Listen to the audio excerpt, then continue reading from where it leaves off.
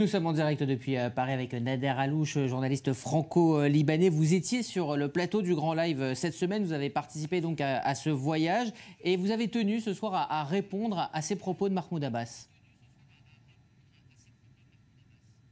Oui, tout à fait. Alors, les propos de Mahmoud Abbas sont tout à fait inacceptables.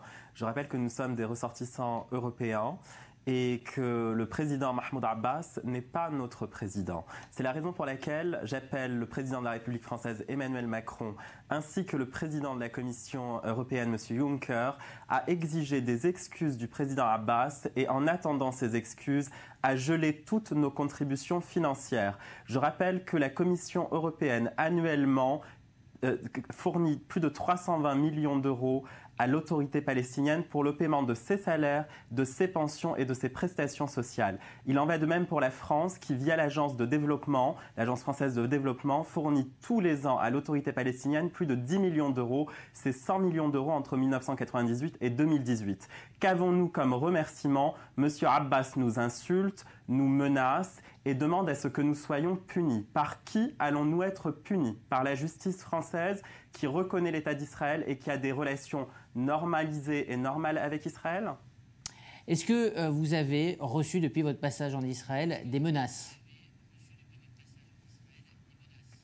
Oui, j'ai reçu des menaces du Liban, de l'Algérie. Il y a eu une campagne de presse de diffamation contre moi à la suite du communiqué de presse de l'autorité palestinienne et des déclarations de Mahmoud Abbas. Je rappelle que je suis candidat à l'investiture LREM pour les européennes. Il s'agit là d'une ingérence palestinienne et arabe dans le processus électoral en France. C'est tout à fait inacceptable. J'attends une réaction du président Macron, du ministre des Affaires étrangères et également de la Commission européenne. J'ai été à Tel Aviv rencontrer la chef du service politique de la Commission européenne. Je suis ressortissant français et citoyen européen. J'attends maintenant le soutien de mes autorités. Il nous reste une petite minute. Je voulais juste vous demander, vous êtes revenu il y a quelques jours, qu'est-ce que ce voyage vous a apporté dans la perception des événements? Est-ce que vous avez eu l'impression d'avoir pu écouter toutes les parties lors de ce voyage?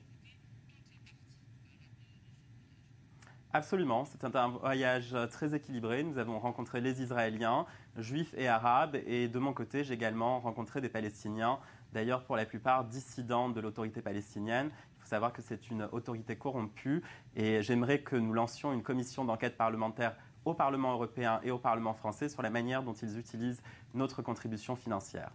Merci Nader Alouche pour votre témoignage. Je rappelle que vous êtes journaliste franco-libanais et que vous avez participé cette semaine donc, à ce voyage de journaliste condamné par Mahmoud Abbas.